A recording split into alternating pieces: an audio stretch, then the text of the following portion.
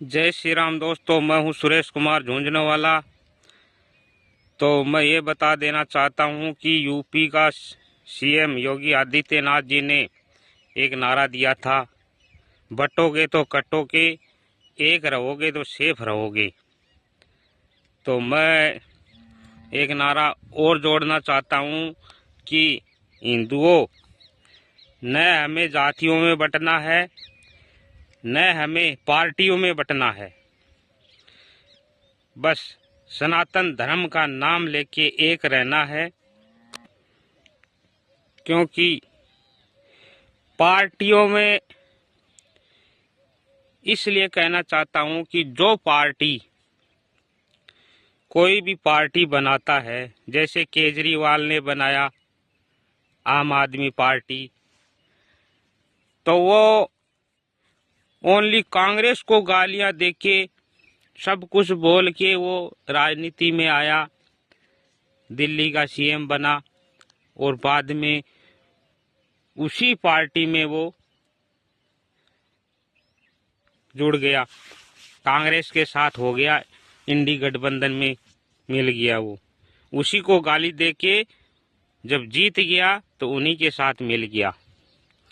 वो जैसे हनुमान बेनीवाल है, सपा वाला अखिलेश है, सब जब राजनीति में आते हैं तो कांग्रेस को गाली दे के आते हैं, फिर कांग्रेस में ही मिल जाते हैं। तो इनका एक षड्यंत्र है कि पहले राजनीति में आओ तो कांग्रेस को गाली दो, हिंदुओं को अपने पक्ष में करो, क्योंकि हिंदुओं को तुम हिंदुओं का नाम लोगे, हिंदुओं का सहायता करोगे, हिंदुओं का पक्ष लोगे, तो वो अपना वोट आपको देंगे। तो राजनीति में आने के लिए बस कांग्रेस को गाली दो, हिंदुओं का साथ दो, बस राजनीति में आ जाओगे, जीत जाओगे, बाद में जो करना कर लेना। क्योंकि हिंदुओं का साथ देने वाली एक ही पार्टी है, वो है बीजेपी, और सब पार्टियां ओनली जे चंदों की पार्टी है। क्योंकि जिस ये कांग्रेस में जो भी आ जाता है वो न तो वंदे मातरम का नारा लगाता है, न कोई जय श्री राम का नारा लगाता है। पता नहीं इस पार्टी में आने के बाद में इनको क्या हो जाता है कि जय श्री राम नाम लेना ही उनको गुनाह लगने लगता है। तो सनातनियों, पार्टी जो भी हो, उनको चुनावों के टाइम में आपको रिझाने की कोशिश करते हैं ये, लेकिन अपने को एक ही फोकस रखना है कि जो पार्टी अपने धर्म का साथ दे, अपने हिंदू धर्म का साथ दे, उसी पार्टी को वोट देना। बस माइंड में यही सेट करके रखना है। यूपी वालों, सपा के कार्यकर्ता को ये बता देना चाहता हूं कि जो अखिलेश यादव अपनी बीबी की इज्जत नहीं बचा सका, वो क्या मुख्यमंत्री बनने के बाद में औरों की बीवियों की इज्जत बचा पाएगा?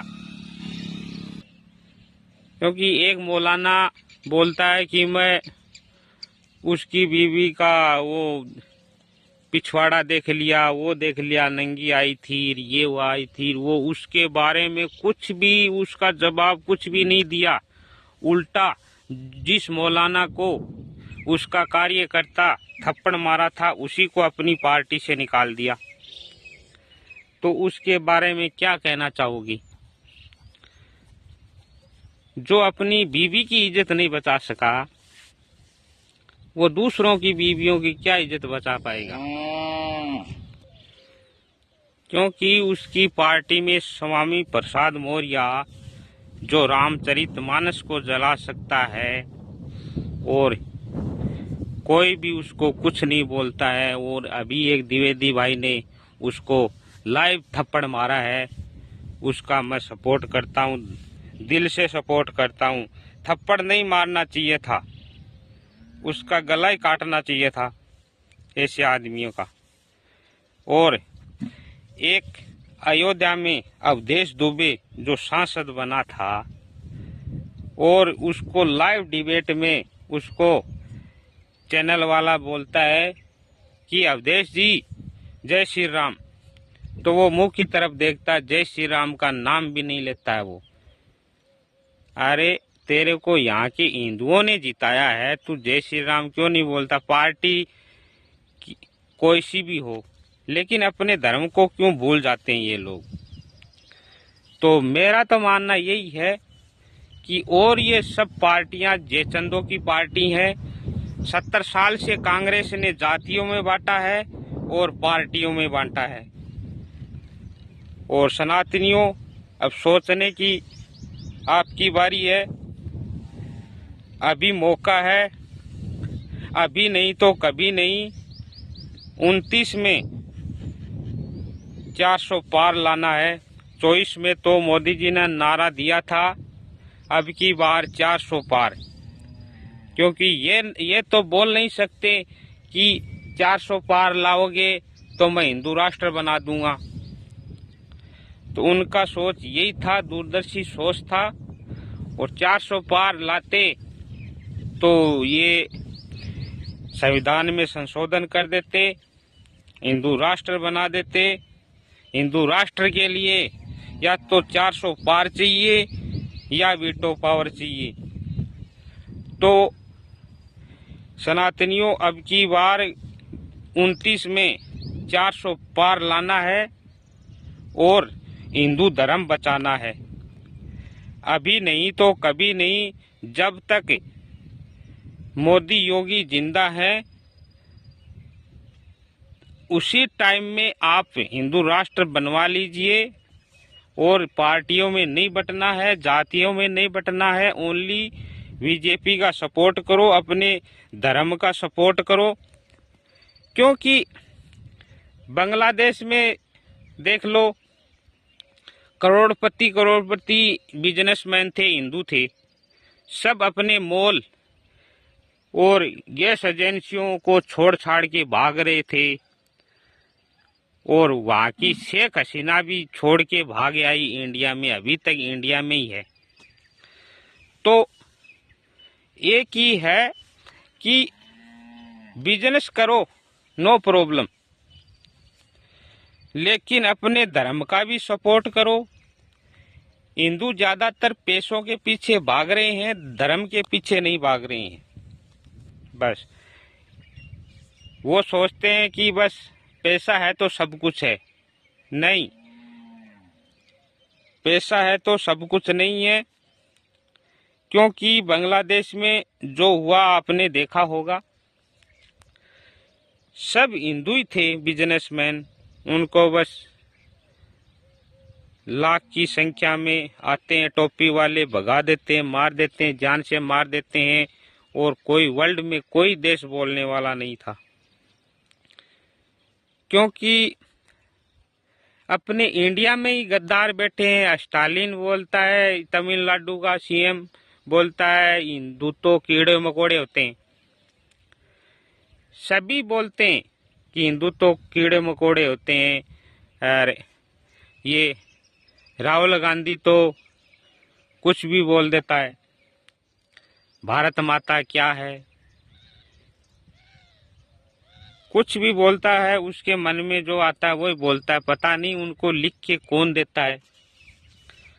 और ये हिंदुओं को ही क्यों बोलता है, मुसलमानों को तो कुछ नहीं बोलता है। आज तक मैं तो नहीं देखा इसकी रैली में भारत माता की जय के नारे नहीं देखे, जय श्री राम का नारा नहीं देखा, वंदे मातरम का नारा नहीं देखा। हाँ, एक बात तो है, उसमें पाकिस्तान के झंडे तो जरूर दिख जाते हैं। तो जब आज़ादी के टाइम पे पाकिस्तान में 23% हिंदू थे, आज वो 0% पे आ गए हैं। क्या आसमान खा गया या जमीन निगल गई? तो अपने पैसों पे घमंड नहीं करना हिंदुओं, अपने पैसों के पीछे नहीं भागना है, धर्म के भी पीछे भागो, क्योंकि ये कलयुग है। जब आप बिजनेस करो तो अपनी सेल्फ डिफेंस के लिए, अपनी सुरक्षा के लिए एक हथियार भी रखा करो, चाहे वो 6 गोलियों का कट्टा हो या 12 गोलियों का हो। लाइसेंस से ले सकते हो, पैसे वाला तो ले सकता है, तो अपने सुरक्षा के लिए ले सकते हो। जब वो अटैक करते हैं तो आप तो देखते हैं कि सरकार बचाने आएगी, पुलिस बचाने आएगी, इतने में तो तुमको मार के चले जाएंगे। वो तो 2-3 महीना जेल में जाके आ जाएंगे और फिर वो वैसे ही घूमते रहेंगे, कुछ नहीं होगा। कन्हैयालाल देख लो, जब नुपुर शर्मा उसका जाकिर नाइक का जब भाषण रिपीट करती है तो उसके ऊपर वर्ल्ड ने उस पे फोकस दे दिया। मोदी जी ने उसने अपनी पार्टी से निकाल दिया, अज्ञातवास में डाल दिया, और उसका पोस्ट कन्हैयालाल ने पोस्ट कर दिया सोशल मीडिया पे। तो उसको 2 जिहादी आते हैं, वो मार देते हैं और वो 1-2 महीना जेल काट के वापस आ जाते हैं। बोलता है वो लोकेशन सही नहीं आ रही है, पता नहीं वो अंग्रेजों के ज़माने के उसमें सुप्रीम कोर्ट में, हाई कोर्ट में जज बैठे हैं, तो पैसा लेके बिक जाते हैं। क्योंकि हिंदुओं का ही पैसा, हिंदुओं का पैसा हिंदुओं पे ही यूज करो। क्योंकि मंदिर है ना, वो सब सरकार के अंडर में है। 24 घंटे में करोड़ों रुपए आते हैं। हर एक बड़े बड़े मंदिरों में दान पेटियों में करोड़ों रुपए आते हैं। वो कहा जाता है वहाँ का सांसद, एमएलए, जो भी कांग्रेस का हो चाहे किसी का हो, मुसलमान हो, तो वो हिंदुओं का पैसा हिंदुओं को ही मरवाने में यूज करते हैं। ये माइंड में सेट कर लो। और सनातन धर्म को बचाना है तो ओनली बीजेपी को सपोर्ट करना है, ओनली वोट फॉर बीजेपी। 2029 में ओनली वोट फॉर बीजेपी, क्योंकि एक ही पार्टी है जो कि हिंदुओं का सपोर्ट करती है और कोई पार्टी नहीं है जो हिंदुओं का सपोर्ट करती है। जय हिंद, जय भारत, हर हर महादेव।